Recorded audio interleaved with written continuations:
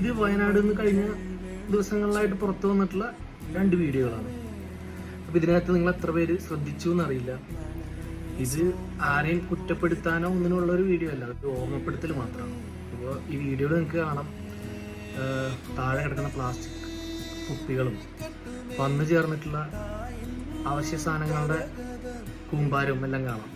അപ്പോൾ ഇതിൽ നമ്മൾ ശ്രദ്ധിക്കേണ്ട വളരെ പ്രധാനപ്പെട്ട ഒരു കാര്യമുണ്ട്.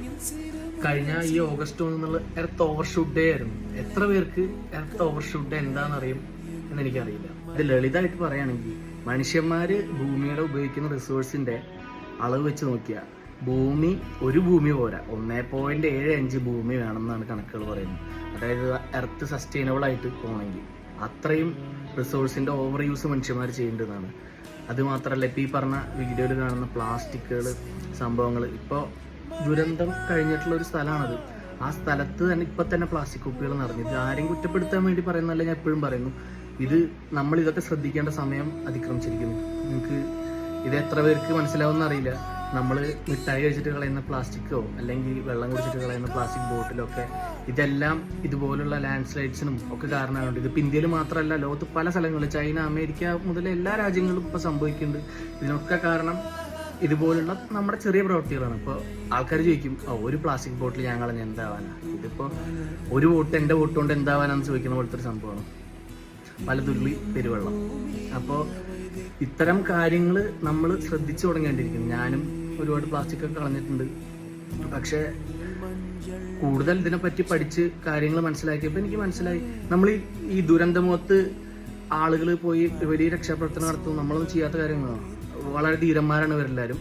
പക്ഷേ എല്ലാ മനുഷ്യന്മാരും നമ്മൾ ഉപയോഗിക്കുന്ന വസ്തുക്കൾ അല്ലെങ്കിൽ നമ്മൾ കളയുന്ന വേസ്റ്റുകൾ എവിടെ പോകുന്നു, എങ്ങനെയാണ് റീസൈക്കിൾ ചെയ്യപ്പെടുന്നത്, നമ്മൾ ഉപയോഗിക്കുന്ന വണ്ടിക്ക് അതിനെത്രത്തോളം പ്രകൃതിക്ക് ദോഷകരമാണ്, ഇതെല്ലാം നമ്മൾ അറിയേണ്ട സമയം കഴിഞ്ഞു. നമ്മൾ പെട്ടെന്ന് എല്ലാവർക്കും കൊണ്ട് മാറാനൊന്നും കഴിയില്ല. പക്ഷെ നമ്മൾ മാറാൻ ശ്രമിക്കേണ്ട സമയം അതിക്രമിച്ചിരിക്കുന്നു. ഈ ദുരന്ത വീഡിയോകളുടെ അടിയിൽ നോർത്ത് ഇന്ത്യൻസും സൗത്ത് ഇന്ത്യൻസും ഉള്ള ഫൈറ്റ് കണ്ടു. കേരളക്കാർക്ക് അങ്ങനെ തന്നെ വേണമെന്ന് പറഞ്ഞിട്ട് കഴിഞ്ഞ് നോർത്ത് ഇന്ത്യയിൽ പ്രശ്നങ്ങളുണ്ടാകുമ്പോൾ അവിടെ പോയിട്ട് ഇപ്പം നിങ്ങൾക്ക് ഇങ്ങനെ വന്നല്ലോ, പക്ഷെ നിങ്ങളെപ്പോലെ പറയില്ല, ഞങ്ങൾ പ്രാർത്ഥിക്കും എന്നുള്ളതും പറഞ്ഞിട്ട് ഇത്തരത്തിൽ രാജ്യം, പൊളിറ്റിക്സ് അല്ലെങ്കിൽ മതം ഇതൊന്നും പറയേണ്ട സമയമല്ല ഇത്. ശരിക്കും പറഞ്ഞു കഴിഞ്ഞാൽ അതൊക്കെ അതിക്രമിച്ച് പോയി. നമ്മൾ ജീവിക്കുന്ന ഈ ഭൂമിയിലാണ്, അല്ലാണ്ട് ഇന്ത്യ രാജ്യമാണ് മറ്റേ രാജ്യമാണെന്ന് പറയണതല്ല. നമ്മൾ ഈ ഭൂമിയിലാണ്. ഈ ഭൂമി ഇനിയും നിലനിന്ന് പോകണമെന്നുണ്ടെങ്കിൽ നമ്മൾ സ്വയം മനസ്സിലാക്കേണ്ട, എല്ലാവരും എടുക്കേണ്ട പല കാര്യങ്ങളുമുണ്ട്. ഇപ്പോൾ നമ്മൾ കുറച്ച് കൂട്ടുകാർ ചേർന്നിട്ട്, നമ്മുടെ വീടിനടുത്തുള്ള കുറച്ച് കൂട്ടുകാർ ചേർന്നിട്ട് നമ്മളെ കൊണ്ട് പറ്റുന്ന ചില കാര്യങ്ങൾ, അത് വേസ്റ്റ് മാനേജ്മെന്റ് മുതൽ പുതിയ മരങ്ങൾ നട്ടുപിടിപ്പിക്കുക, അതുപോലുള്ള ചില കാര്യങ്ങൾ ചെയ്യാമെന്ന് തീരുമാനിച്ചിട്ടുണ്ട്. അതിൻ്റെ പരിപാടികൾ നടന്നു വരുന്നു. അപ്പോൾ ഇത് കാണുന്ന ആരെങ്കിലും അതുപോലെ എന്തെങ്കിലുമൊക്കെ ചെയ്യാൻ, അല്ലെങ്കിൽ വെറുതെ പ്ലാസ്റ്റിക് പുറത്ത് കളയുക, അങ്ങനത്തെ കാര്യങ്ങൾ ചെയ്യാൻ ഇത് കണ്ടിട്ട് തുടങ്ങുകയാണെങ്കിൽ വളരെ നല്ല കാര്യം. വേറെ ഒന്നുമില്ല. അപ്പം നല്ലൊരു നാളേക്കും ഭൂമിയുടെ നിലനിൽപ്പിനുമായിട്ട് നമുക്ക് എല്ലാവർക്കും ഒന്നിച്ച് ചേർന്ന് പ്രവർത്തിക്കാം.